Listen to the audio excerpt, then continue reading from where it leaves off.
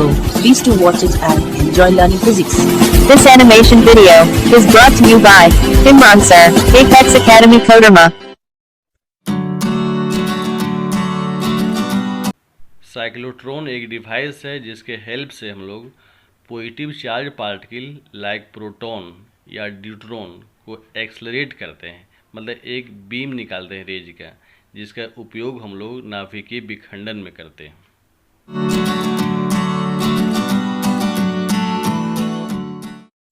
Cyclotron का construction देख लो। Construction मतलब यहाँ पे हमको ये देखना है कि इसमें क्या क्या चीज़ यूज हुआ है। पहले ये देखो, ये मेटल का डीज है, मेटेलिक डीज है। डीज ये है क्या, क्या चीज़ है, इसके बारे में समझो। तो कैरम बोर्ड का गोटी देखा होगा, गोल होता है, थोड़ा सा इसके पास मोटाई होता है, थोड़ा सा मोटाई होता है। मान लो उसको बीचों बीच हम काटते हैं, ऐसे काटते हैं तो इस टाइप से निकल के आ जाएगी, इस टाइप से। ये अंदर पूरा भरा हुआ है, सॉलिड है, ये सब पूरा पैक है, अंदर पूरा भरा हुआ है। ये तुम्हारा कैरम बोर्ड का गोटी का हाफ पार्ट हो गया। अब इमेजिन करो कि अंदर में जो भरा हुआ पार्ट है वो पूरा खोला है, होलो है अंदर से, लेकिन ये फेस जो है वो पैक है, चारों तरफ सब पैक है, सब पैक है, लेकिन अंदर से खोखला है और ये मेटल का बना हुआ है। तो देखने में लग रहा है ये डी शेप का है, ये शेप का है, ये उल्टा वही शेप का है, इसी को हम बोलते हैं डी। तो एक डी ये है, एक डी ये है, ऐसे रखे हुए हैं, इस टाइप से रखे हुए हैं, ऐसा रखे हुए हैं ताकि दोनों का जो डायमीटर है वो फेस टू फेस आ जाए। दोनों बीच में थोड़ा सा गैप रखे हुए हैं। ये मेटल का डी है, ये मेटल का डी है, दोनों को बोलते हैं कंबाइंड हम डीज बोलते हैं।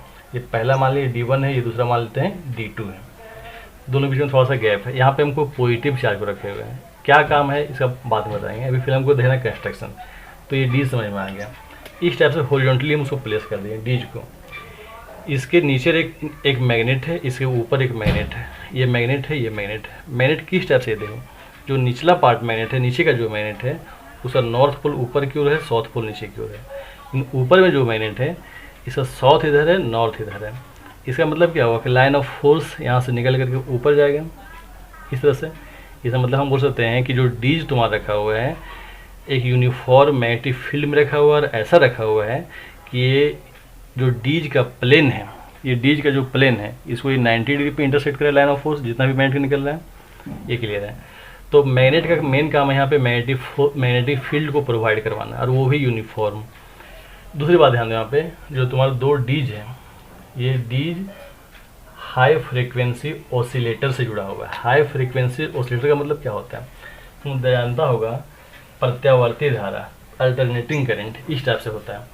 यहाँ पे पॉजिटिव होता है, यहाँ पे नेगेटिव होता है। इसका मतलब क्या कि अगर कंडक्टर में एक बार करंट यहाँ से यहाँ फ्लो हो रहा है तो ठीक उतना ही टाइम में के बाद यहाँ से करंट यहाँ पे फ्लो होगा। मतलब यहाँ से करंट आने में यहाँ अगर 2 सेकंड लगा है तो 2 सेकंड में करंट यहाँ से आएगा, और ऐसे कंटिन्यूस से घूमते रहता है। इसी को हम बोलते हैं अल्टरनेटिंग करंट। यूनिट नंबर 4 का बात है वो।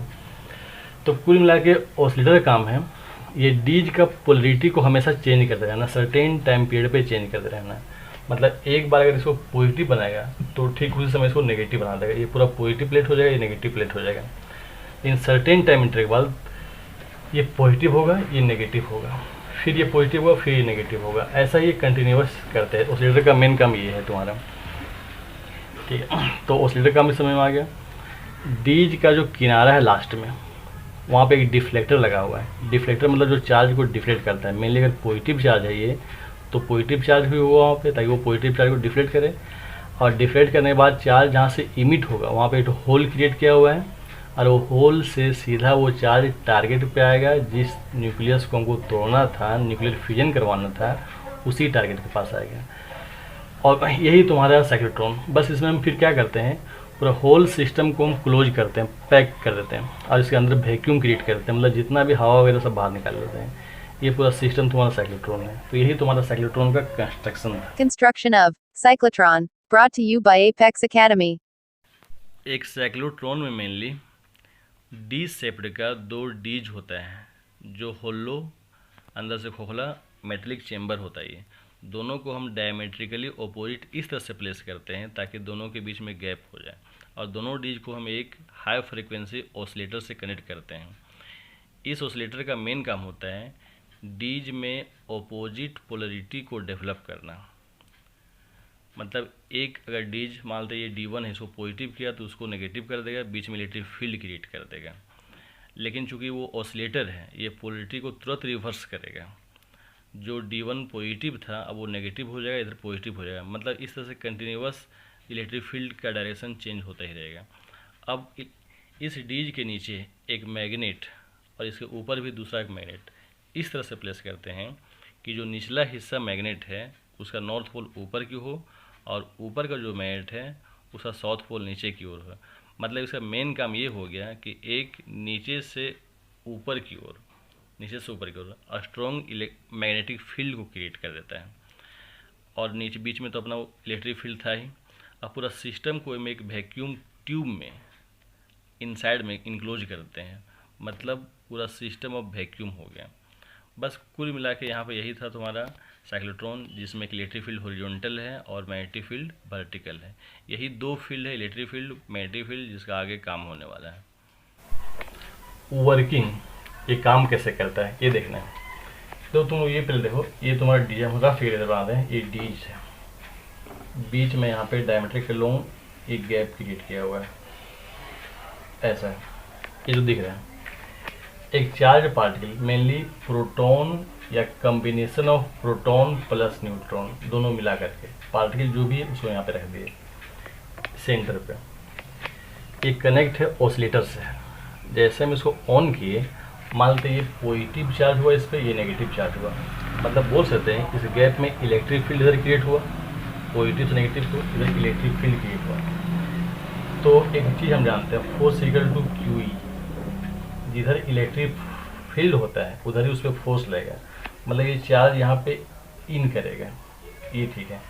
शुरुआत में स्पीड था, इसका वेलोसिटी 0, लेकिन जैसे इस सरफेस को टच करेगा क्या उसका वेलोसिटी 0 ही रहेगा, क्योंकि फोर्स लग रहा है। फोर्स लगने मतलब उसमें एक्सलेशन हो रहा है, एक्सलेशन मतलब उसका वेलोसिटी बढ़ जाएगा। तो मान लेते हैं इस पॉइंट पे वेलोसिटी उसका v हो गया, मतलब यहाँ पे देते हैं, दोनों फिगर देना कंबाइनली। यहाँ से जैसे ही इस पॉइंट पे आया इसका वेलोसिटी v हो गया, ये ठीक। अब भी हम बोल सकते हैं कि ये चार्ज भी वेलोसिटी से यहाँ पे इन कर गया। अब ये ध्यान दो, ये जो मेटेलिक डीज है, डी है, वो पूरा क्लोजली पैक है। हम जानते हैं क्लोजली पैक कंडक्टर के अंदर इलेक्ट्रिक फील्ड नहीं होता है। इलेक्ट्रोस्टैटिक शील्डिंग यूनिट नंबर 1 याद करना थोड़ा सा, अंदर में कोई इलेक्ट्रिक फील्ड नहीं है, ठीक है। मतलब अब जो चार्ज इन किया है एक ऐसा रीजन में इन किया है जहाँ पे इलेक्ट्रिक फील्ड नहीं है, ये क्लियर हो गया। लेकिन अब देखो तो अब काम है मैग्नेट का। मैग्नेटिक फील्ड तो क्रिएट किया हुआ है, मतलब जो ये सब प्लेन था तुम्हारा डीज था, यहाँ पे उस डीज में एक चार्ज इन कर गया इधर, इस वेलोसिटी से, वेलोसिटी डायरेक्शन इधर इन कर गया। और मैग्नेटिक फील्ड जस्ट यहाँ से बाहर क्यों आ रहा है, बोल सकते हो ऊपर जा रहा है, मतलब इस सरफेस से बाहर क्यों आ रहा है, इधर आ रहा है। अब इस चार्ज पे फोर्स लगेगा, वो फोर्स किधर लगेगा, अगर मैग्नेटिक फील्ड इधर था, यहाँ से देखो ऊपर की ओर था, वेलोसिटी इधर था, तो V क्रॉस B असली को ऐसे घुमाएंगे, इधर फोर्स लगेगा, मतलब चार्ज पार्टिकल जो है वो इस प्लेन पे इधर रोटेट होगा, मतलब चार्ज पार्टिकल यहाँ से ऐसे रोटेट होगा। और स्पीड अगर यहाँ पे v था तो स्पीड यहाँ पे भी v रहेगा, क्योंकि मैग्नेटिक फील्ड स्पीड को इंक्रीज नहीं करता है, हम बताए हैं मैग्नेटिक फील्ड स्पीड को इंक्रीज नहीं करता है, तो यही v स्पीड से यहाँ पे आया। तो जैसे दो यहाँ से यहाँ जो हाफ से निकल लिया, ये मान लेते हैं टाइम t/2, हाफ से निकलेगा, कंप्लीट में t मान लेते हैं, तो ठीक t/2 में इसका पोलरिटी रिवर्स हो जाएगा, ये नेगेटिव हो जाएगा, ये पॉजिटिव हो जाएगा, मतलब अब ये नेगेटिव होगा और ये क्या हो जाएगा, पॉजिटिव।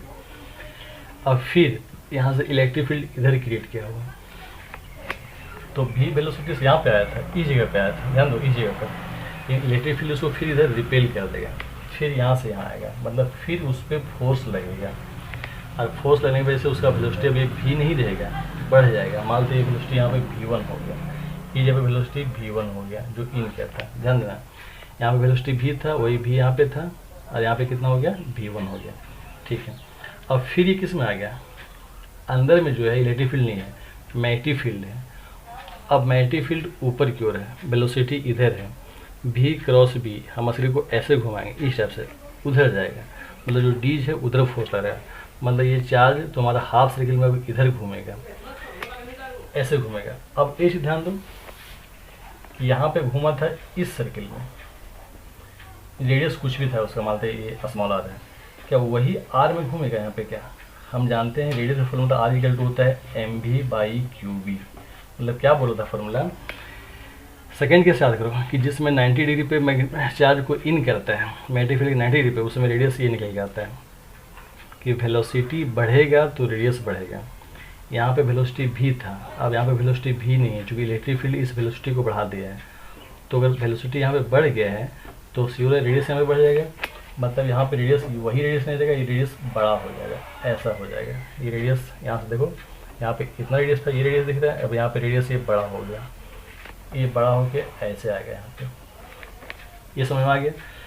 अब फिर t/2 टाइम ये पॉजिटिव हो गया, ये नेगेटिव, ये पॉजिटिव और ये नेगेटिव। अब ये पॉजिटिव क्या करेगा, नेगेटिव, फिर इसको रिपेल करेगा। ये वेलोसिटी v1 था, वही स्पीड v1 से यहाँ पे आया, इलेक्ट्रिक फील्ड में फिर उसका स्पीड यहाँ पे पड़ जाएगा, यहाँ पे v2 होगा।